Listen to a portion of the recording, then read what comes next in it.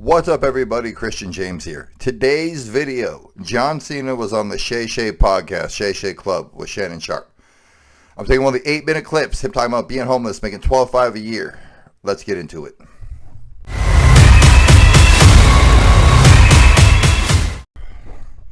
Now, as I don't do videos on wrestling, most of you would not know, I have been a lifelong wrestling fan.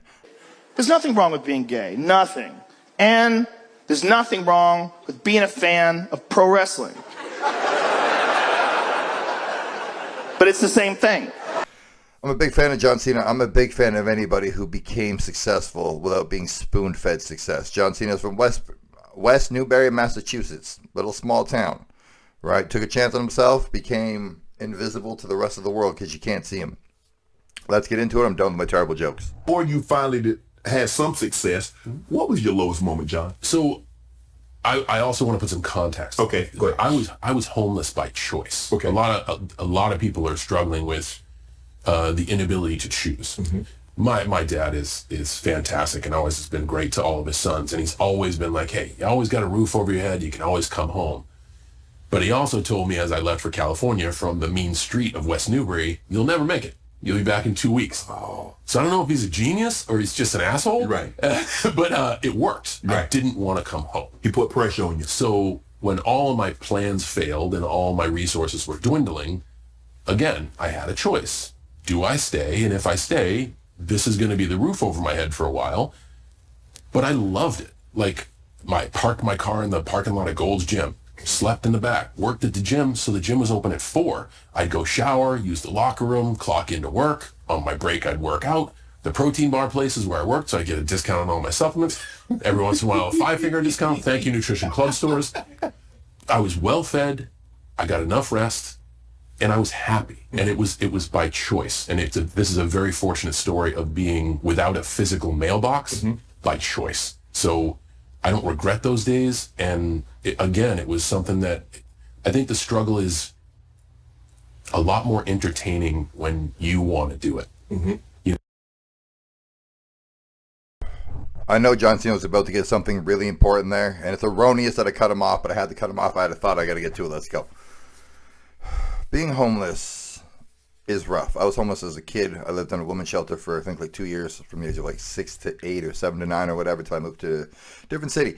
Anyways, being homeless by choice is because you're putting all of your sacrifice as a grown person, typically, into your effort to your goal, to not quitting, to getting where you want to be, to being successful. I know people don't want to hear this. Sometimes you have to be all in, all your chips in, everything you have, back against the wall, balls to the fire, feet to the fire, whatever you want to say. It's all in. John Cena did that, and everybody now knows who John Cena is, right? Either you've seen him in a movie, you've heard his terrible rap songs, you've seen him wrestle, you've seen him at an award show, whatever. You've seen John Cena. You can't see him. The hell you can't. This is what people need to hear to be successful. It's not the end result, right? Okay, story time. I've owned my business for 6 years. I'm not the most successful person, but I work for myself. I pay my own bills, and I make my own way, all by myself. Everybody told me I would fail. I've almost failed a few times. Things get hard. You have to call audibles. You have to dig into your savings account sometimes. You have to do what it takes to make the dream work, to make the goal work, to make it work for life. Don't think if you want to be successful, it's manifesting or praying or any of that shit. It's hard work. This is the work I got to do to get the goal. Mm-hmm. It was just one of those cases. Right. You had, so with that situation, you had very limited overhead. I did. I was the company was operating at a loss, and we were paying some heavy interest to the credit card holders at that point. Yeah. So when did your break come? When the WWE called, it was then the WWF, and said we would like to give you a contract. Okay. And that was when I went from working on the weekends to, or working during the week, to dressing up on the weekends, to being a professional. Okay. It was a break, but my contract was for $12,500 a year. What? And my rent was for $12,000. No, it was for my rent was $1,200 a month. So I quit my job immediately to become a professional. I was already operating at a loss, but the good thing about credit cards is they'll mail you more opportunities to get more credit cards.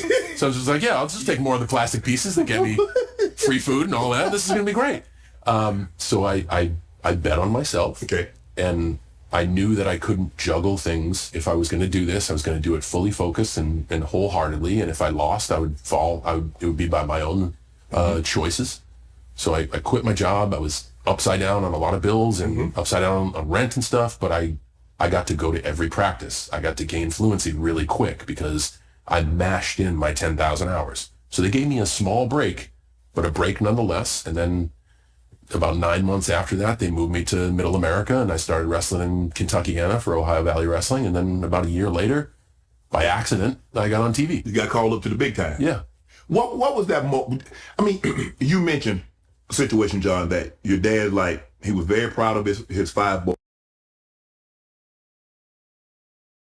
Break nonetheless. And then about 9 months after that, they moved me to Middle America, and I started wrestling in Kentuckiana for Ohio Valley Wrestling. And then all in on himself. Look, if you have a goal or a dream or whatever it is, a premonition, a thought, whatever it is, if you really want to pursue it, you got to be all in. I used to work in Toronto. I used to work at a Good Life Fitness in Toronto.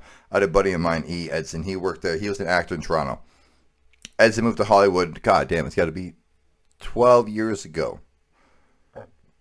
About 2 years ago, he started popping up in shows I watch with Reacher and a movie called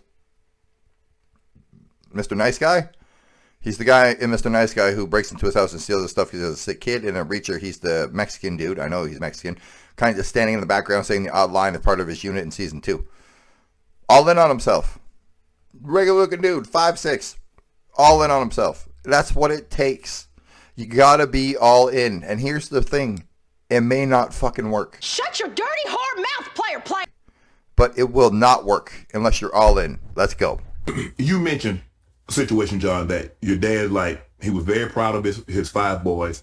You guys had done a lot. I'm sure he was proud of you. But he said that when you decided that you were going to move to California, he's like, you're not going to make it. When you had made it, did you call him and say, Dad, I made it? You know what? No. I'm really working hard, and thank you very much for asking. I'm really working hard on building a great relationship with my dad. He just turned 80, and I love him, and we're starting to, like, dive into those moments. I can't wait to find out the answer to that question because I'm so happy with where we are. Right. I think for so long, I wanted him to call me and be like, yo, you made it. But I still don't know if he was withholding his attaboy, so I kept going for some reason to maybe get it at the last moment. I don't know. The point is I've been able to work on self and let go of the need for his approval, which has been awesome because now we can just live as men and as peers and talk about our own life. I cannot wait to hear my dad's answer to that question. But I don't ever believe in making it. I don't ever believe someone has made it. I believe you can close chapters in your life, and I believe that there are instances where it's time to move on. But in my perspective, it's like I try never to use the word deserve. Okay. I prefer earned. I agree 100%. I don't use the word hate. I hate the word deserved. It is a word, you don't deserve anything. Anything at all. Not a chance, not a breath, not life, not fairness, not equality. You don't deserve a goddamn thing.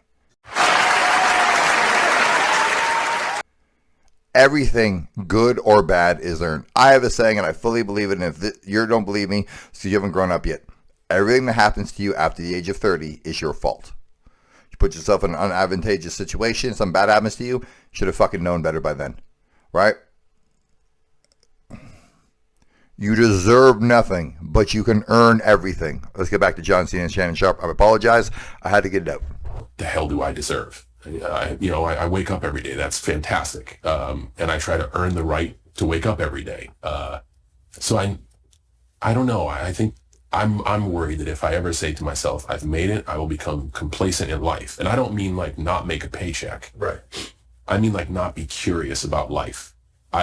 Even coming into this place, I'm like, wow, this place is so great. And I'm curious about the wallpaper and the fire and what this podcast is going to be.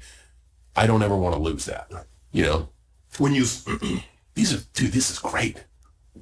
when you left home and you said, okay, you and your dad have the relationship, you're not trying to recapture what was lost. You're just trying to move on from this point and move forward. Man, that's a crazy thing about time. You can't fix what was happened. Yeah, and I think when you can get to a point to be like, in let's say in forgiving my dad, first I gotta forgive myself. Yes. And I gotta be okay with myself. And I think when you get to that point, then you're like, oh man, you more than likely, although through my eyes it looked like this was bad for me, more than likely I know you, I've known you for 47 years, you more than likely were trying to do the best you could as a parent.